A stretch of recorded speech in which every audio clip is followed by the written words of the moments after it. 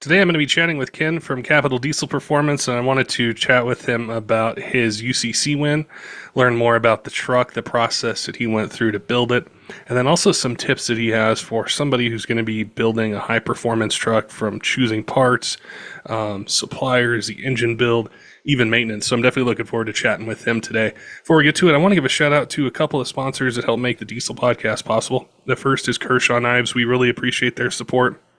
They offer a discount code just for Diesel Podcast listeners. If you use code TDP40 at kershaw.kaiusa.com, it's a great way to save up to 40% off retail, and they have a ton of knives to choose from. If you need something for EDC, hunting, fishing, around the job site, around the house, they've got you covered with a whole bunch of different choices, different opening mechanisms, blade steel, blade shape, different handle designs, and their whole lineup is designed to meet any budget. So if you're in the market, head on over to kershaw.kaiusa.com and use code TDP40 for up to 40% off MSRP. Also wanted to give a shout out to DMAX Store. I've had them on the podcast a couple times talking about Duramax projects, maintenance, builds, things like that. If you have anything from an LB7 to an L5P, make sure you head on over to dmaxstore.com, or you can call them at 877-4MY-DMAX. They love to chat about Duramax trucks, want to make sure that you get lined up with the correct parts and the things that you're looking for to make your truck run the best that it can. They have a brand new website, super easy to search, find exactly what you're looking for. And if you don't find what you're looking for, make sure and give them a call or send them an email. They'd be glad to take care of you. All right, let's get to today's podcast with Ken from Capital Diesel Performance, talking about UCC, maintaining his truck, and the way that he approaches a build like his. Ken, welcome to the Diesel Podcast. I'm excited to chat with you today after I saw that you won UCC. I thought it'd be great to have you on, and there's a lot of questions I have for you about high-performance builds and trucks, and then your journey into the winner's circle. So welcome to the podcast. Thanks. Tell me a bit about yourself, about your company, about your history in the high performance diesel world.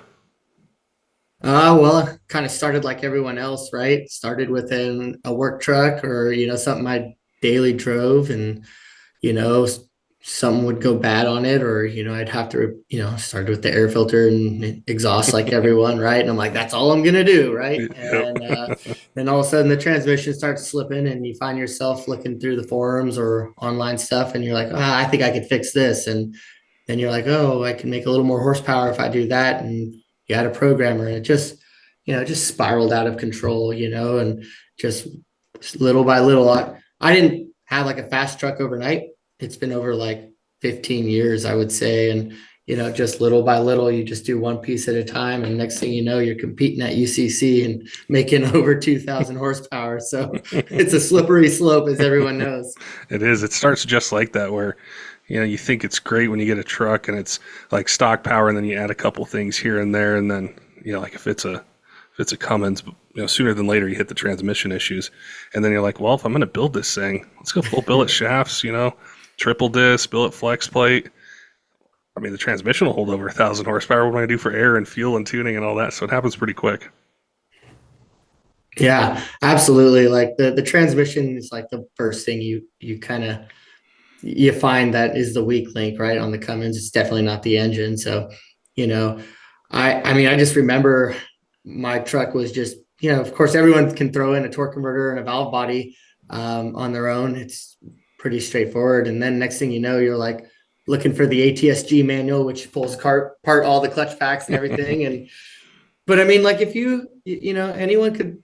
I mean, I broke down my first one with no previous experience and just started reading line by line, like just following the instructions. And you could do a full trans build like that and make 800 horsepower and be all right.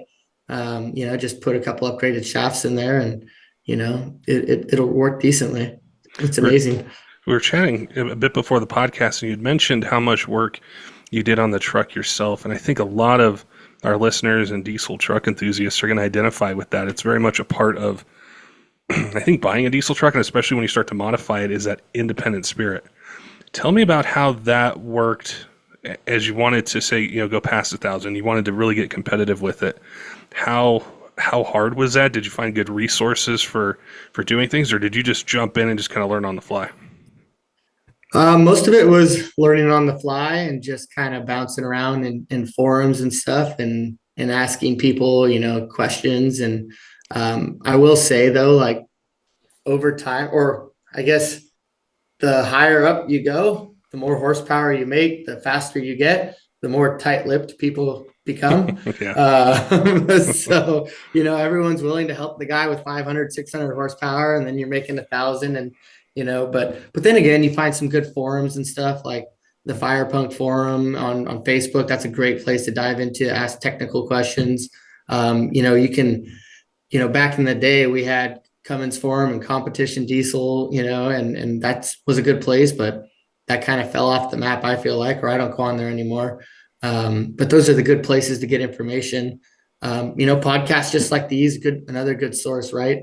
But kind of dove into the performance world by just doing it myself, because I was just never, I wasn't, 10, 15 years ago, I wasn't in the position to buy a compound turbo kit or buy a full built transmission, or, so I just started making stuff, and, it didn't always come out right the first time. Right. But there's some tried and true combinations that seem to work, from the transmission side and the injector side. And, if you stay within the realm of, the mass produced items, you'll be all right. That was one of the things that really pulled me into the diesel world when I really got into Cummins trucks kind of at first, and I still am. But it was that you could have the truck and you could do different things or find recipes or be able to piece something together, and you could make really good power levels. And you could have fun with the truck. It might not have been crazy. It could have been 600 horsepower, 700, maybe 800. But you could have so much fun with that truck, and then you could drive it to work. You could take it on a trip. You could do all these different things. So it was like kind of a race vehicle, street truck, take it to the track, use it a little bit for work, all in one. And that was really what captured me about it. And I kind of sense that from your history and the way you got into this was you really valued and put a lot of effort into being able to build these combinations to have fun with the truck. Yeah, before I went off the deep end with racing,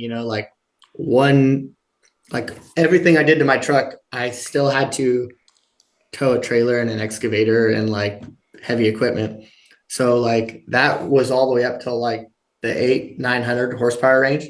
Like I had a set of box stock S300, S400, 63, 475 kit that just brought me right there, and it could still tow anything. That was one of my favorite setups. And the day I sold it, I'll forever regret it, or, we obviously went a lot bigger and stuff, but man, I miss that setup. It was so nice to drive around town and tow anything I wanted to and hit the track and, make 800 or 900 horsepower.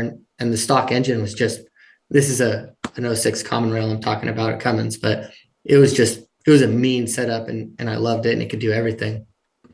Were there any things along the way, say past 1,000, not necessarily to where the truck is now? Well, I think we'll get to that later. But are there any things you would tell somebody that is looking to get in that 1,500, 1,800, 1,300 horsepower range, as far as picking the parts and setting up the truck, like mistakes you may have made along the way that you would tell them, hey, think about this, don't go down this road because you want to redo it or you'll spend money 2 or 3 times, something like that? Yeah, I mean, it's always tough, right? Because you're like, oh, I just want to make 800 horsepower. I just want to make 1,000. I guess like one of the things I learned is go bigger with the injectors. It's better to have a bigger injector with a smaller pulse width than to be stretching it out and making a smoky hot mess, trying to squeeze out an extra 50 to 100 horsepower. So that's one thing, like just get the 100% overs if you want 50 horsepower injectors, or get some 500%, or 400% if you want 2,000 horsepower, there's that. And, I've never been a big single guy. I've always had compounds, and I've just had great luck with them. So I would stick with those things. If you're going to have the transmission out, just do all the shafts, because I don't know. I was the one piece at a time guy, and, I broke every shaft one piece at a time. And, I first broke the input, then I broke the output, then I broke the intermediate. And then it just, I got tired of pulling it in and out. But you learn a lot that way, and learn at what horsepower everything breaks, I guess, from that approach, which is, kind of cool to know. I used to be a big single guy until I rode in a truck with compounds, and then it changed my mind. Yeah, It was pretty quick it's too. really nice. I mean, the sound of a big single is just, it's louder, it sounds cooler. Compounds, everyone likes seeing that boost gauge peg 80, 90 psi, Yeah. which Well, and the not response of always a them. good thing, but yeah, and the response, it's you get the high end, low end. So Tell me about your journey on the racing side, the performance side. After you get way past 1,000 horsepower and competing. Not necessarily this year, but leading up to this year. Did you have what kind of challenges were there, either with things you built or parts you were trying to find, or combinations as you were as we're kind of leading up to UCC 2024? yeah, so I mean, I had a four-door truck that was like I drove my kids around in it, and then it turned race truck. So weight was always an option or like kind of a big one for me, and that was tough to get around. But just ended up going full fiberglass, cutting everything out. Still a full body truck. I mean, a full frame truck. So I think I have like 30 inches hacked off the back. That's past the axle, and that's it. But everything else is full frame. But challenges wise, the weight of the four door, that's probably one of them. Another one was figuring out the four link, because I did four link, front and rear, and just kind of, I just went for it. This was right before Firepunk had that, their kind of off the shelf kit, and before a lot of people started making those kits. And I spent a lot of time trying to design and figure out the four link. So that was pretty difficult. In hindsight, make it lower, make the truck lower, because I have pretty much a monster truck, going down the track. And if it were up to me, I'd drop it another 3 or 4 inches. But my brackets are they hang down way too far from the frame. So that's something I learned, like tuck that stuff up. You're probably going to want your angles to shoot up anyways and get that, that intersection point of the four link higher, towards the center of mass of the vehicle. So, put those links up high and make them able to point up. That's probably one big thing I learned, and something that's hard to overcome now. And then the nitrous thing, man, like talk about walking a fine line. I completely grenaded one engine by just not knowing exactly what to do, but at the same time, nobody wants to give up their nitrous recipe, right? um, it's like everyone's shooting a ton of nitrous right now, and when to do it and how to do it is still like the secret, right? And last leading up to UCC, I had some really, I had Ryan Milliken. I was talking to Levon. I was talking to Chase Fleece. I was pretty much trying to like feel out everyone, but at the end of the day, I had to be the one to put the nozzles in there and risk everything, right? So, just trying to combine all that knowledge and stay conservative yet competitive was a difficult one. So, the engine before this Freedom Racing engine was a home built unit, and I just went on the buttons and I just smacked it, and the thing completely split in half. And we've seen that millions of times at UCC. So, you know, staging them in right, having a look, the the control to like when it's okay, what boost to drop it in, what RPM are you going to let it come in at, that kind of stuff. Those minor details really make or break your setup. What was it like? Because you did so much on your truck, and then saying like to Freedom Racing Engine and saying, "Hey guys, I need some help with this." Like, was it hard? Was it easy? What was it like? Oh, so John Benschoof and we go back. So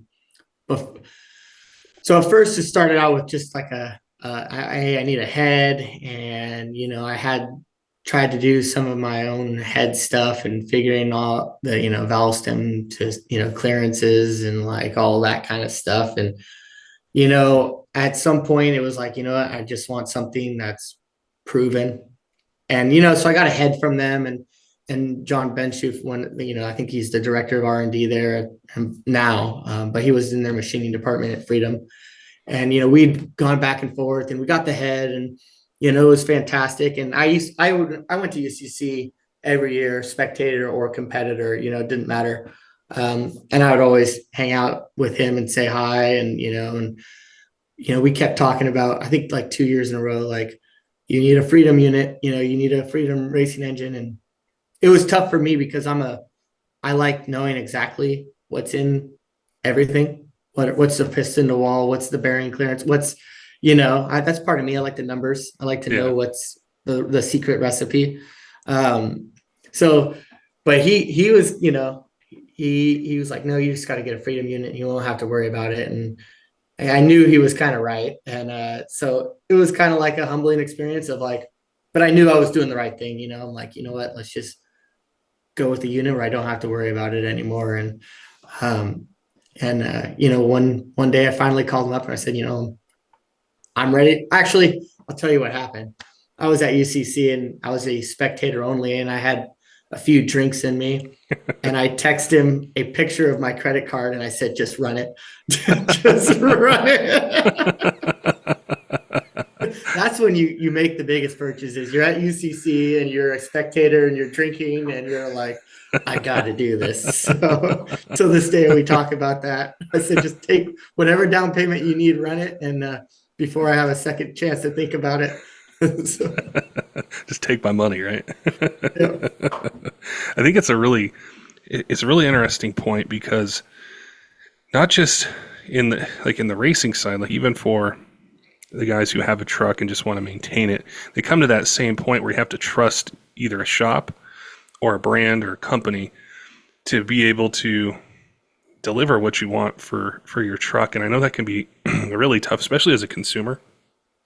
You get inundated with so many different brands and products and things like that. It can be really hard to trust, not just a race vehicle, which you have a ton of money, a ton of time and effort put into. You're traveling around the country, but if it's your daily driver and you're making money with it, it's just so hard to do. So that part really interested me, because I've had Freedom on and Fleece Performance before, and I know they've done a lot of work in the high performance world.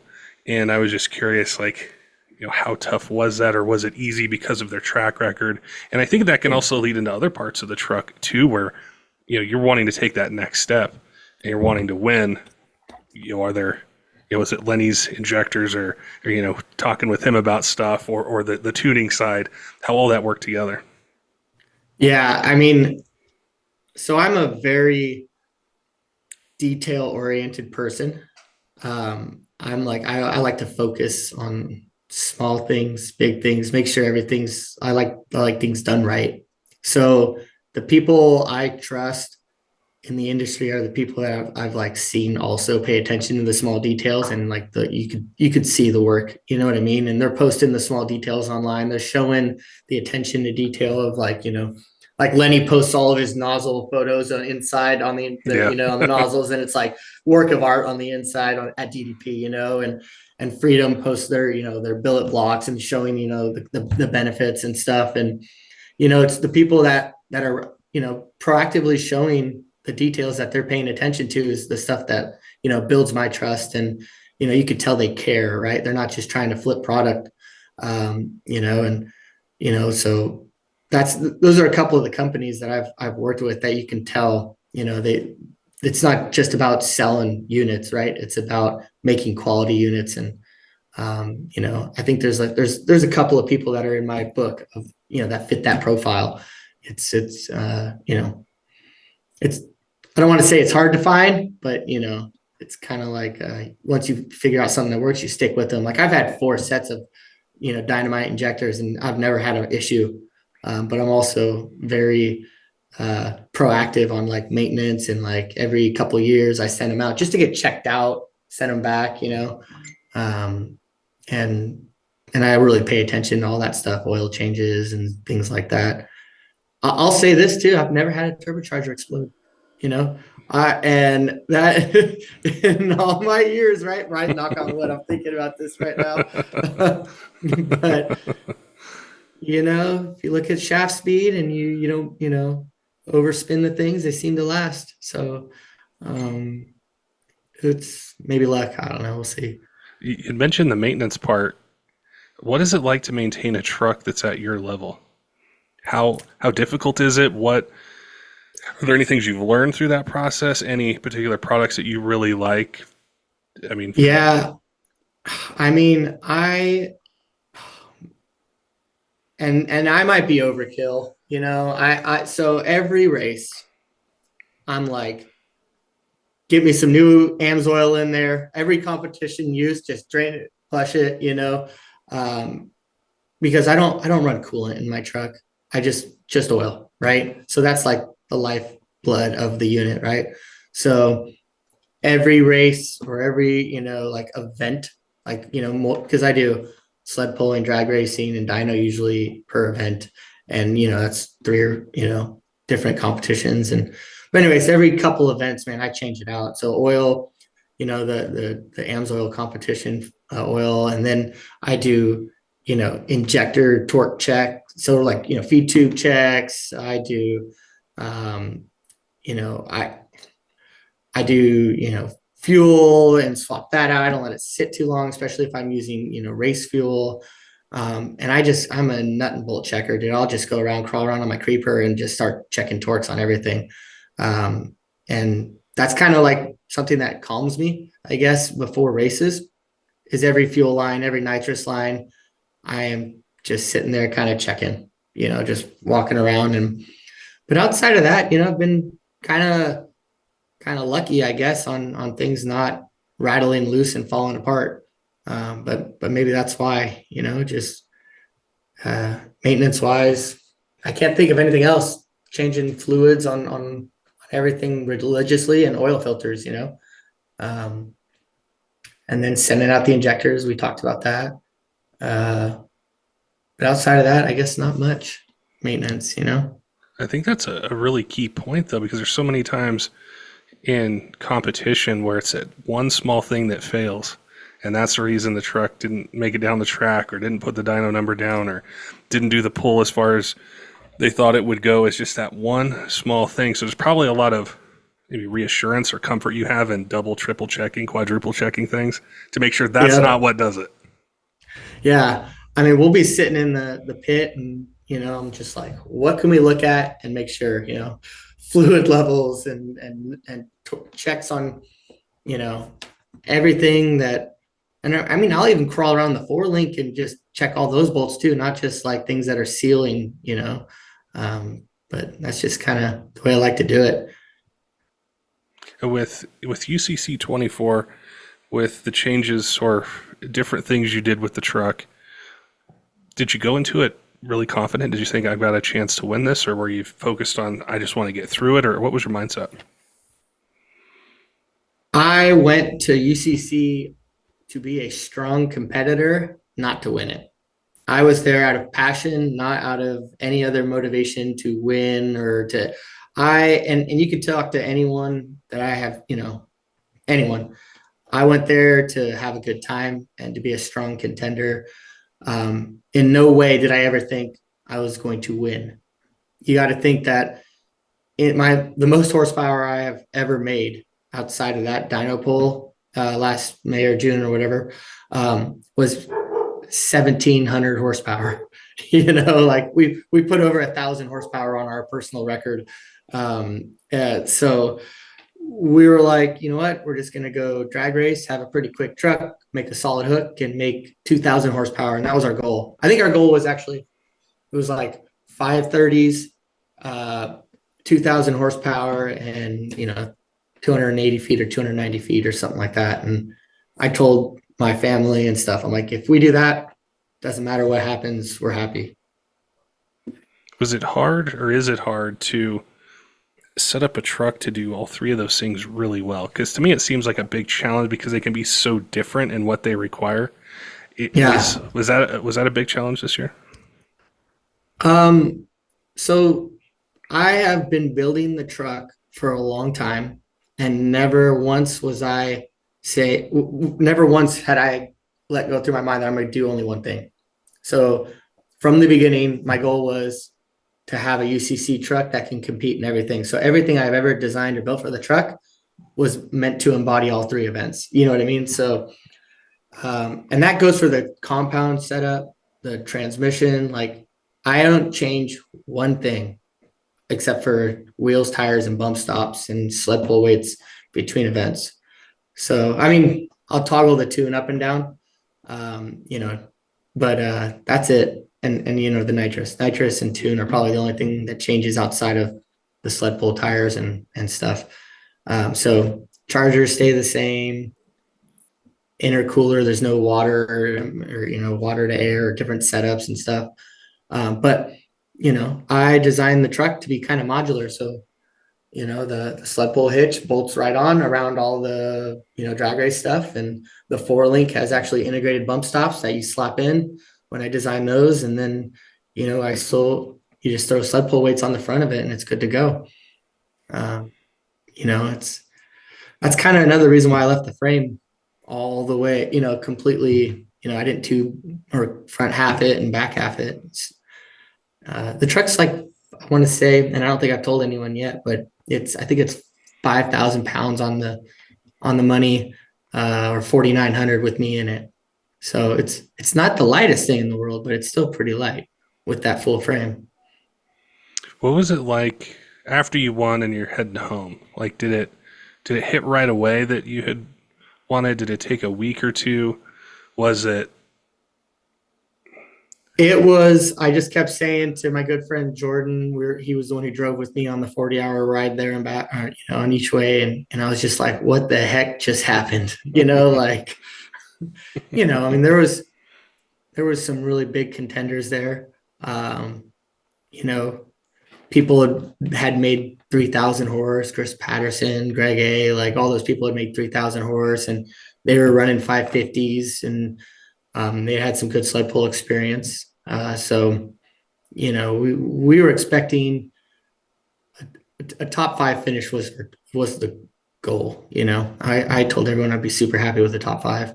We had been 8th place before, top 10. So we're shooting a little bit higher. But yeah, we were just blown away, completely surprised. Had no idea that was going to happen. But we happened to just be kind of lucky, I guess. You know, the drag race, nothing broke. We had a transmission which was slipping a little bit or something was going on when we were ramping in the power more pass per pass. So we're like, you know what, let's just change that out for the sled pull. I mean, for the drag or for the dyno. And we swapped out to a new transmission and sprayed it pretty damn hard and made 2,800 horsepower. Everything was good. And we went sled pulling and but at the very end, we blew a head gasket. So right at the sled pull. So, but that was probably the biggest failure is we kind of had that head gasket failure and that was it. So, It's a good run. yeah, everything held together really well. I chatted with Chris Patterson after UCC, and we were talking about the future of diesel performance. And I wanted to ask you because that's the part of this industry you're in is building trucks, you know, setting them up, coming up with, really helping people get to where they want to go. You do it personally. What do you see the future of it as in the highly competitive realm you're in, but then also maybe for the guys who are, you know, just doing ET class or, you know, looking for a little bit more? Where do you see the future of it going, or what needs to be done to kind of guide it in that direction? You know, I'm in California. We are getting hit left and right with, you know, we have like, you know how you have like DUI checkpoints? We have smog checkpoints. You know what I mean? Like we have where you drive through a line of people on a random road and they crawl under and look. They are looking for everything. So I think emissions intact performance is kind of the next thing to keep us alive. You know what I mean? Like my personal truck that I drive around is not tuned. It's emissions intact. It's so that's all functioning. I think that's probably the next step that we're going to have to get to if everyone starts adopting, you know, regulations like California does, or as you know, they're as serious as we are. It's about making clean burning, efficient performance. For a while we were just trying to figure out how to make injectors and pumps flow as much as they can now, and making, monster turbo setups work with, different tuning and adjusting timing to spool it up and stuff. But now it's okay, how do we do that but make it, carb compliant? So Yeah. that's the real tricky part. And there are some people doing that like Hardway, and they're starting to get into that and make things, you know, uh, still work with the emissions on. And that's kind of where I see myself going personally.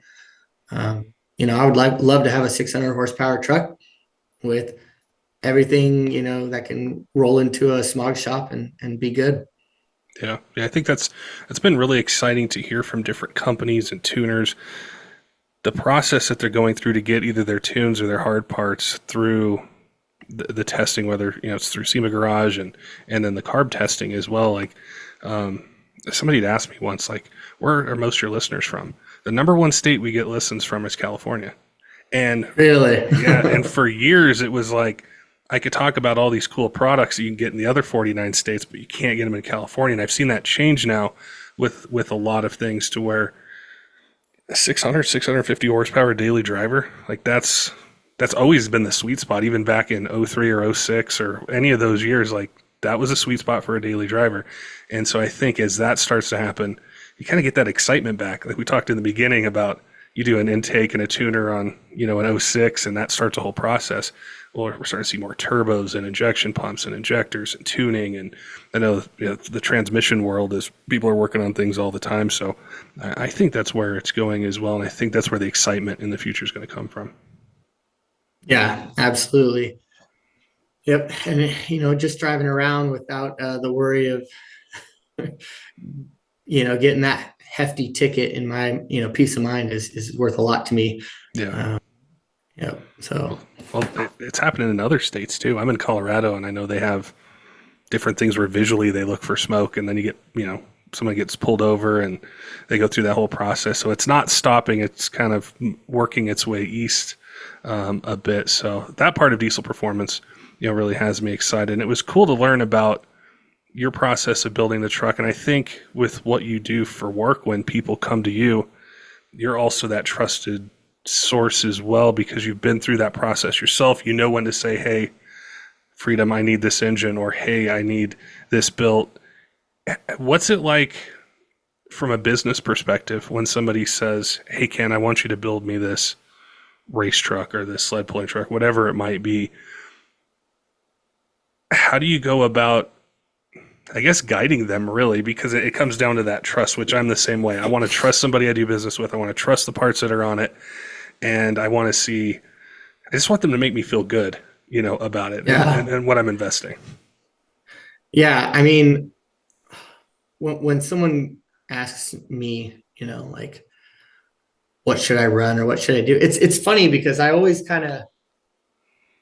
I point them towards a more conservative setup, but like you don't want, to put a 98 millimeter charger on a daily driver. Let's go for a lean, mean, 64 mil or something. So, and I'll be honest. So like the things I've trusted in the past are, there's engine parts, there's fuel parts, and then there's air. So my three main things, everything for fuel has been Dynamite, and it's all been good. Everything for engine has been Freedom and Fleece, and it's been good.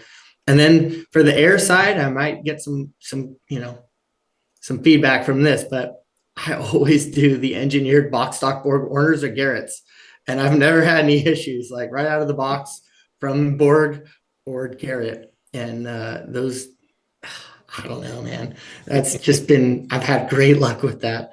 But if I was gonna do, like outside of that, I'm gonna get me some Fleece stuff. Like I'm gonna get their Cheetah probably here soon on my 18, because you can't throw a Borg Warner on a 2018 Dodge Ram, or you can, but you're gonna lose that exhaust brake. You're gonna lose that, all the good stuff for making it a good tow truck. So, like that's what I'm probably gonna do next is get their Cheetahs, replacement with a 63 mil wheel, I think it is. And that's probably where I'll go for air.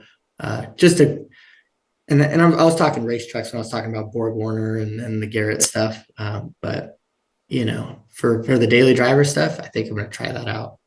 Yeah, I think I don't have there's been so much advancement on that side, like with Fleece and other companies, where you can still keep those creature comforts like the exhaust brake and the response, but also have a bit more EGT control, a little bit more power in different parts of the RPM range, where it's cool. You don't have to sacrifice one thing for another, like way back in the day. Yeah, I mean, the day I got an exhaust brake, so I had a second gen, and then I had a third gen, and then 2017, I bought my fourth gen, and it was just, the night and day difference. If you're still messing around with a second gen or third gen, and you've never tried an exhaust brake, it is so nice coming down a grade, or backcountry roads that are steep ravines and stuff, just having an exhaust brake. So maintaining that functionality, that's where it's at. Or even just driving unloaded. Like, I loved mine just for being on the highway and traffic changes speeds and whatever else, you could just let off, and it makes it so much easier. It's so cool. It was really cool to chat with you. We've never had you on the podcast. I was excited when you said you could do it today. And I know there might be somebody who has questions like about UCC, or maybe they're interested in building a third gen or doing something with their truck. How can they connect with you, your company, maybe ask questions and be able to get that build started? Yeah, so Capital Diesel Performance is my Instagram. And if you want to see anything on the race truck, the entire build has been documented on it. Like, it's everything showed, from every single part that's in the transmission to the injectors to the, it's like the whole build's there. We haven't hidden anything. It's all transparent. So if you're curious there or want to message me on there, or email me, capitaldieselperformance@gmail.com. That's how to get a hold of me. Very cool. I appreciate your time today, Ken. I enjoyed watching UCC performance, and it was cool to learn your backstory, and not just performance, but then your approach to building your own truck and then, building other trucks. So I definitely look forward to maybe chatting with you in the future, maybe do some changes on the truck for next year, or, do a cool build or change yours. Definitely keep me in the loop. Let me know, and it'd be great to have you back on. Awesome. Yeah, no problem. Thank you. Don't forget, Diesel fans, make sure and head on over to kershaw.kaiusa.com. Use code TDP40 for 40% off MSRP. It's a great way to save some money, get some cool gear. If you're in the market for an EDC knife, something for hunting, fishing around the job site, they've got you covered with a bunch of different choices for different opening mechanisms, blade steel, blade shape, handle design, and their whole lineup is designed to really meet any budget. And we appreciate them offering that discount code just for you guys. Also want to give a shout out to DMAX Store. They're a great group over there. We've had them on the podcast a few times talking about how to maintain anything from an LB7 to an L5P, different things that they see at either different mileage markers or time or even power levels. So if you have a Duramax looking to maintain it, keep it running the best that it can, head on over to dmaxstore.com or give them a call at 877-4MY-DMAX. They love talking about builds. That's what they specialize in, and want to make sure that you get the correct parts for your truck to make it run the way that you want. Also want to give a shout out to some of our Patreon supporters: Tyler Loewen at 23 Diesel, CUTTERUP Rob, J Cole, Colby, all of our other Patreon supporters, all of you who subscribe on YouTube and podcast apps, follow us on social media. We appreciate all your support here in year 8 of the Diesel Podcast, and look forward to bringing you more of the content that you want to hear in 2024. Till next time, keep the shiny side up.